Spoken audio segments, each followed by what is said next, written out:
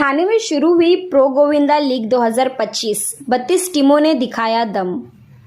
आप देख रहे हैं उमंग न्यूज़। हर खबर पे नज़र हमारी, नज़रिया आपका। प्रो गोविंदा लीग 2025 की शुरुआत हो चुकी है।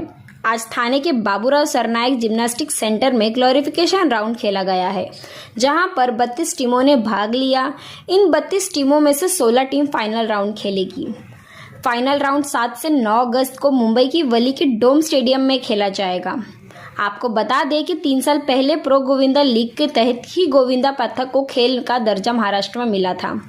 मुख्यमंत्री म्हणून एकनाथ शिंदे साहेब असताना आम्ही ह्या जो दहीहंडीचा उत्सव होता त्याचं गोविंदामध्ये रूपांतर करून त्याला एक क्रीडाचा दर्जा देण्याचं धोरण निश्चित केलं आणि माझी जी मागणी होती त्याला यश आलं, कारण गेल्या अनेक वर्षापासून गोविंदा म्हणून आणि नंतर गोविंदाचा दहीहंडीचा आयोजक म्हणून प्रताप सरनाईकने गेल्या अनेक वर्षापासून काम केलेलं आहे आणि माझी जी मागणी होती की दहीहंडीला एक स्पोर्ट्सचा दर्जा द्यावा, त्या माध्यमातून आमच्या सरकारनं ते मान्य केलं। प्रो गोविंदा हे स्पोर्ट्स 3 वर्षापासून चालू झाला। एकनाथ शिंदे साहेबांच्या माध्यमातून भरपूर काही सहकार्य आमच्या ह्या प्रो गोविंदाला मिळालं आणि म्हणून हा प्रो गोविंदा इकडे उभा आहे।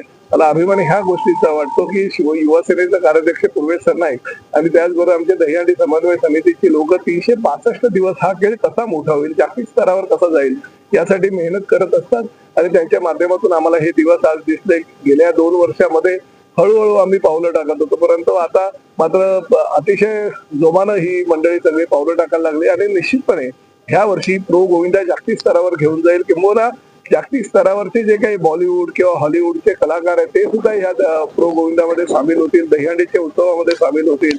त्यामुळे आम्ही हा विचार करतोय की आमचा हा खेळ सर्वसामान्य मराठी लोकांचा, सर्वसामान्य मराठी मुलांचा हा खेळ जागतिक स्तरावर जावं आणि त्याचबरोबर स्पोर्ट्स कॅटेगरीमध्ये आल्यानंतर आमच्या मुलांना शासकीय नोकरी मिळावी। वडिलांची म्हणजे मुलगा ज्यावेळेस आपल्या वडिलांकडे कुठली इच्छा व्यक्त करतो तर वडील कर्तव्य म्हणून ती इच्छा पूर्ण करतात आणि तसेच वडील सुद्धा आपल्या मुलाकडनं काही स्वप्नची अपेक्षा करतात आणि ते स्वप्न पूर्ण करण्याची जबाबदारी त्या मुलाची असते। आणि मला असं वाटतं की माझ्या वडिलांनी पाहिलेलं जे स्वप्न होतं एक प्रोफेशनल पद्धतीनं या गोविंदाचं दहीहंडीचं रूपांतर व्हावं यासाठी माझ्या समवेत महाराष्ट्र राज्य दहीहंडी गोविंदा असोसिएशनची आमची संपूर्ण जी टीम आहे आम्ही दोघांनी मिळून ते स्वप्न पूर्ण केलेलं आहे। आणि मी तुम्हाला सांगतो की शेवटी आज 3रा वर्ष आहे आणि पुढे भविष्यात मी तुम्हाला लिहून देतो की हा जो आपला दहीहंडी आहे, ही आपली जी गोविंदा आहे, हे एक वेगळ्या स्तरावर जाईल हा माझा पूर्ण विश्वास आहे।